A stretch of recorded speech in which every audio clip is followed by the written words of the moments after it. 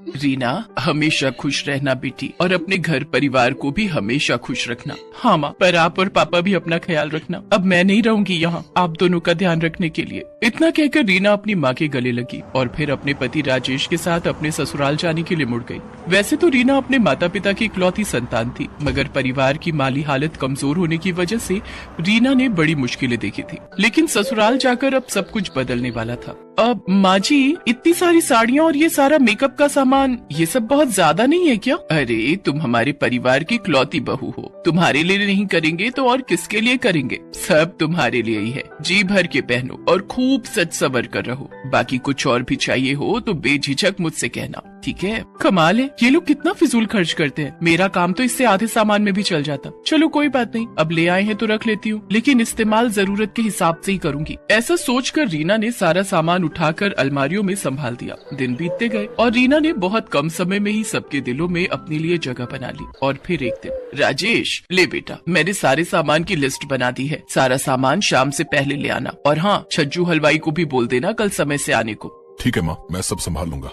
माँ जी, ये क्या इतनी लंबी लिस्ट? अब घर में कोई दावत होने वाली है क्या? हाँ बेटा, कुछ ऐसा ही समझ लो। वो क्या है ना कि हमारे घर का रिवाज है, हर शुभ काम के बाद गरीबों को खाना खिलाया जाता है। सोचा तो ये था कि तुम्हारी और राजेश की शादी के तुरंत बाद ये भोज रखेंगे, लेकिन उस वक्त फुर्सत ही नहीं हो पाई। लेकिन अब जब सारे काम निपट गए हैं तो सोचा कि ये काम भी निपटा ले। वो सब तो ठीक है माँ जी, पर इतना सब कुछ बहुत ज्यादा नहीं है। और ये पनीर और गुलाब जामुन मंगवाने की क्या जरूरत है? अब गरीबों को ही खिलाना है ना खाना, तो उन्हें तो कुछ सस्ता भी खिला देंगे तो भी चलेगा। नहीं बेटा, ये तो पुण्य का काम है, इसमें कंजूसी करना ठीक बात नहीं। और वैसे भी हमें किस बात की कमी है? कमी अभी नहीं है, पर अगर सब कुछ ऐसे ही चलता रहा तो एक दिन जरूर हो जाएगी। माँ जी माफ कीजिए, अब अगर आपको बुरा न लगे तो क्या इस बार मैं सब कुछ संभाल लूँ? हाँ हाँ, क्यों नहीं बेटा, वैसे भी आगे तो तुम्हें ही सब संभालना है, तो मुझे क्या दिक्कत हो सकती है। ठीक है, तुम और राजेश मिलकर सब संभाल लेना, बाकी मेरी कोई मदद चाहिए हो तो बताना। कांता को रीना की समझदारी पर कोई शक नहीं था। वो यही समझती थी कि रीना को सोच समझकर खर्च करने की आदत है, जो कि उसके हिसाब से भी एक अच्छी आदत ही थी। लेकिन फिर भोज वाले दिन, रीना ये क्या है, बस इतने से लोग बुलाए तुमने? चलो कोई बात नहीं, अब अनाथ आश्रम और वृद्धाश्रम के लिए कब चलना है, और वहाँ ले जाने के लिए खाना तो तैयार है ना? नहीं माँ जी, वहाँ जाने की कोई जरूरत नहीं है, जो होना था हो गया। पूरे 11 गरीब बुलाए थे मैंने और सबको भरपेट खिचड़ी खिलाकर भेजा है। हैं? पर बेटा हमारे यहाँ तो, माँ जी यहाँ जो होता आया है जरूरी नहीं कि आगे भी होता रहे। मैंने सब देख और समझ लिया है।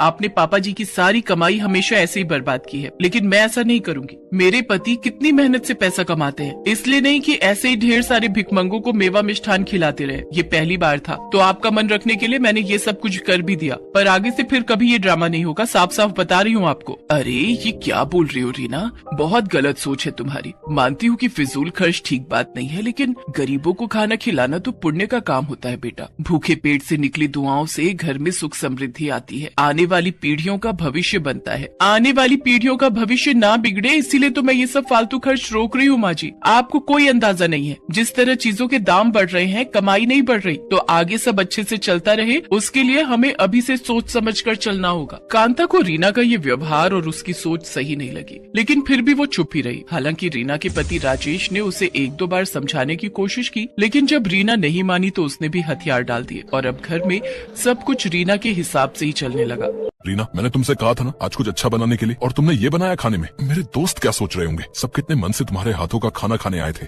अरे वो आज मुझे बहुत सारे कपड़े धोने थे तो समय जरा कम था। इसमें भी गलती तुम्हारी है। घर के बाकी कामों के लिए अच्छी भली नौकरानी लगी थी, क्या जरूरत थी उसे काम से हटाने की? मैं देख रहा हूँ सारा दिन घर के कामों में लगी रहती हो, न अपने लिए समय है तुम्हारे पास और न मेरे लिए। आप भी न कमाल हो, एक तो नौकरानी को हटाकर मैंने आपके पैसे बचाए हैं, ऊपर से आप मुझ पर ही गुस्सा कर रहे हो। और खाने का क्या है, रोज ही तो खाना है, फिर क्या अच्छा और क्या बुरा। रीना की कंजूसी वक्त के साथ बढ़ती जा रही थी और उसे रोक पाना किसी के बस में नहीं दिख रहा था। इस तरह पैसे बचाकर रीना बहुत खुश थी। हालांकि इस सब में एक खुशी थी जो चाहकर रीना हासिल नहीं कर पा रही थी। पर मैम ऐसा कैसे हो सकता है? आप बोल रही है कि हम दोनों में से किसी में प्रॉब्लम नहीं है, तो फिर प्रॉब्लम है कहाँ? देखिए मैं सारे जरूरी टेस्ट करवा चुकी हूँ, सब कुछ ठीक है, तो मैं फिलहाल यही कह सकती हूँ कि आप भगवान की मर्जी का इंतजार कीजिए। शादी को 5 साल बीतने के बाद भी रीना की गोद नहीं भर पाई थी और इस बात की तकलीफ अब रीना को अंदर ही अंदर खाए जा रही थी। ना इलाज काम आ रहा था और ना ही कोई ईश्वर से प्रार्थना का फल मिल रहा था। नतीजा ये कि अब रीना बहुत उदास रहने लगी थी और ये देखकर कांता को भी बहुत बुरा लग रहा था। रीना, तुम परेशान मत हो, भगवान चाहेंगे तो सब ठीक होगा। नहीं माँ जी, कुछ ठीक नहीं होगा। पता नहीं भगवान मुझे किस बात की सजा दे रहे हैं। शादी से इतनी मुसीबतें देखी वो कम थी क्या, जो अब शादी के बाद बेऔलाद होने का दुख लिख दिया भगवान ने मेरे नसीब में। नहीं रीना, ऐसे नहीं बोलते। देखो, मैं जानती हूँ कि वैसे तो तुम्हें इस सब में विश्वास नहीं है, लेकिन बेटा बस एक बार मेरे कहने पर तुम मेरे साथ हमारे कुलगुरु जी के पास चलो। मुझे पूरा विश्वास है कि वो इस समस्या का हल जरूर बता सकेंगे। रीना इस वक्त हिम्मत हार चुकी थी, तो उसके पास अपनी सास की बात मानने के सिवाय और कोई चारा नहीं था। वो कांता के साथ कुलगुरु जी के पास गई, जो कि रीना के बारे में सब कुछ पहले से जानते थे। बेटी, ये सत्य है कि तुमने अपने जीवन में बहुत सी कठिनाइयों का सामना किया है, लेकिन इसका मतलब ये नहीं कि उन मुश्किल वक्त की तकलीफों का दर्द तुम जीवन भर अपने साथ लेकर चलो। जी भर के खुशियाँ बांटो और फिर देखना, ईश्वर तुम्हें तुम्हारी खुशी अवश्य देंगे। जी, मैं कुछ समझी नहीं, क्या करना होगा मुझे? कुछ खास नहीं, बस अब से लेकर पूरे 3 महीनों तक हर रोज 5 गरीबों को भोजन कराओ और ध्यान रहे, भोजन ऐसे करवाना जैसे साक्षात ईश्वर तुम्हारे घर पधारे हों और तुम उन्हें भोज करा रही हो। क्या पूरे 3 महीनों तक? लेकिन इससे क्या होगा? ये तो बस रीना आगे कुछ कह पाती उससे पहले ही कांता ने उसका हाथ पकड़कर उसे चुप रहने का इशारा किया। सच यही था कि रीना को ये सब फालतू खर्च लग रहा था, लेकिन फिर भी उसे कुलगुरु जी की बात माननी ही पड़ी। शुरू में रीना को ये गरीबों को खाना खिलाने में बड़ी तकलीफ हुई, लेकिन फिर धीरे धीरे उसे ये सब करके अच्छा महसूस होने लगा और वो बड़ी श्रद्धा और खुशी से अपने हाथों से गरीबों को खिलाने के लिए बढ़िया खाना बनाने लगी। और फिर एक दिन, मुबारक हो रीना जी, आप माँ बनने वाली है। डॉक्टर के ये शब्द मानो रीना के लिए किसी अमृत से कम नहीं थे। उसकी आंखों से फौरन आंसू बहने लगे और रोते हुए उसने राजेश से कहा, सुनिए, मुझे जल्दी घर ले चलिए। आराम से रीना, तुम परेशान मत हो, मैंने माँ को फोन पर यह खुशखबरी पहले ही दे दी है। जी अच्छा किया, पर मुझे घर जाने की जल्दी किसी और वजह से है। मुझे घर जाकर तैयारियां करनी है। कैसी तैयारी? दावत की। इतनी बड़ी खुशखबरी मिली है तो दावत तो बनती है ना। मनोरमा के पति का जवानी में ही देहांत हो गया था। मनोरमा ने अकेले ही अपने बेटे रमन को पाल पोस कर बड़ा किया था। रमन की सारी पढ़ाई का खर्चा उसने अकेले ही उठाया था। रमन की नौकरी लगने के बाद उसने उसके लिए एक सुंदर सुशील कन्या देखकर उसकी शादी करा दी थी। रमन शहर में रहकर जॉब करता था। उसकी पत्नी शालिनी और माँ मनोरमा गांव में ही रहते थे। अरे ओ शालिनी, शालिनी कहाँ मर गई? क्या हुआ मम्मी जी? क्या हुआ? वे सब छोड़ो, ये बताओ कि बिजली का बिल इतना ज्यादा कैसे आ रहा है? तुम्हें बिल्कुल समझ नहीं है? इतना महंगाई बढ़ा हुआ है, ऊपर से इतना बिजली का बिल।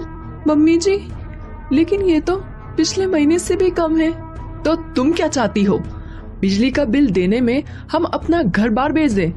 आज के बाद कितनी भी गर्मी हो, घर में एक ही पंखा चलेगा। मई का महीना था। शालिनी का दिन भर काम कर गर्मी से बुरा हाल हो जाता था, लेकिन मनोरमा सिर्फ अपने कमरे में पंखा चलाकर बैठ जाती थी और जब शालिनी उस कमरे में जाती तो उसे सोना है ये कहकर उसे कमरे से बाहर कर देती।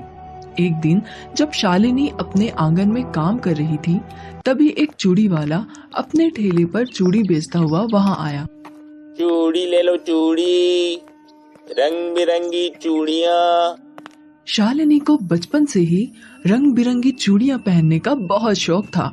चूड़ी वाले को देख खुद को वो रोक नहीं पाई और उसे आवाज दे दी, ए चूड़ी वाले भैया, रंग बिरंगी चूड़ियाँ दिखा देना। ये लीजिए मैडम, एकदम नए डिजाइन की सुंदर चूड़ियाँ हैं, बहुत ही सस्ते दाम पर। शालिनी को चूड़ियाँ बहुत पसंद आती है। तभी वहाँ मनोरमा आ जाती है। क्यों री, तुमको समझ नाम की कोई चीज नहीं है क्या? यहाँ महंगाई इतनी बढ़ती जा रही है और तुम्हें नई चूड़ियाँ पहननी है। मम्मी जी, मेरी सारी चूड़ियाँ घर के काम काज करने में टूट गई हैं। एक भी अच्छी चूड़ियाँ नहीं बची मेरे पास। वैसे भी तुम चूड़ियाँ पहनकर कौन सा विदेश जा रही हो? चलो चूड़ी वाले भैया, यहाँ से आगे निकल जाओ।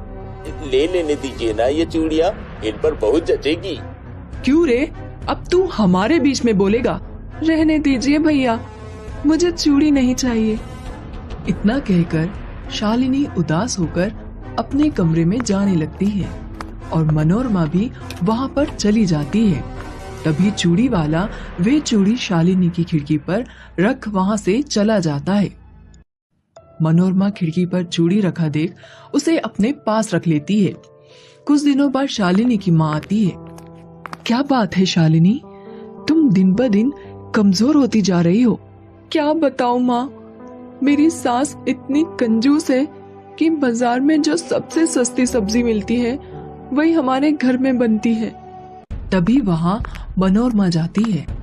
हाँ हाँ क्यों नहीं, यहाँ के साग सब्जियों से इतनी ही दिक्कत है तो अपनी बेटी को खिलाने के लिए सब्जी लेकर आती अपने गांव से। बहन जी, मैं अपने खेत की सब्जियां आप लोगों के लिए लेकर आई हूँ। ये सब्जियां ये तो कई दिनों से बासी लग रही है, पर कोई बात नहीं, अब आप लेकर ही आई है तो हम रख लेते हैं। मनोरमा सब्जियों की टोकरी लेकर रसोई में चली जाती है और ताजे लाल टमाटर को खाने लगती है। मुझे लगता है मैंने बहुत बड़ी गलती कर दी तुम्हें इस घर में ब्याहकर। अब यही मेरा घर है माँ, मैं ठीक हूँ। रेखा अपनी बेटी का ससुराल में हालत देख बहुत चिंता में पड़ गई थी, लेकिन शालिनी के कहने पर वे वहां से चली जाती है। कुछ दिनों बाद भीषण गर्मी के कारण शालिनी बेहोश हो जाती है। मनोरमा शालिनी की हालत देख तुरंत डॉक्टर को बुलाती है। डॉक्टर साहब, क्या हुआ है इसको? गर्मी के कारण शरीर में पानी की कमी हो गई है, पानी चढ़ाना होगा। यह कुछ दवाइयाँ हैं, देते रहिए। डॉक्टर साहब, इन दवाइयों की कीमत क्या होगी? ज्यादा नहीं, यही कुछ 500-800 रुपए होंगे। डॉक्टर साहब, अब आप जा सकते हैं। डॉक्टर के जाते ही मनोरमा दवाई की पर्ची फाड़ कर फेंक देती है।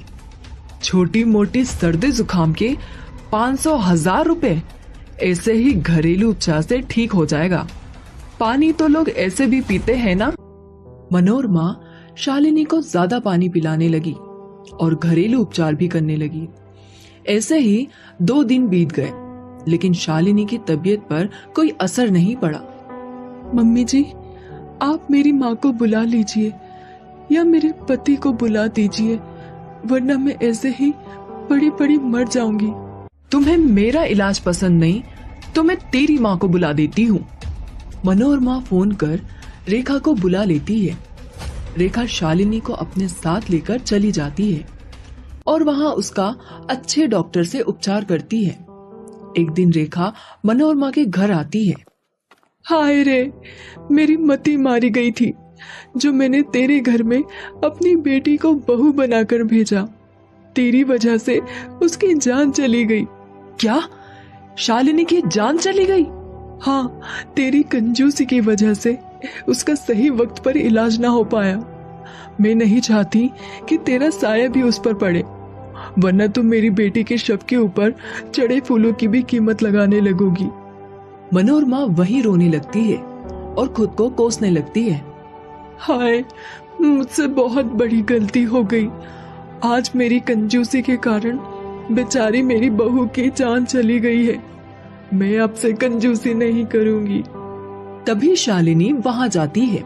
शालिनी को देख मनोरमा की खुशी का ठिकाना नहीं होता और वो उसे गले से लगा लेती है।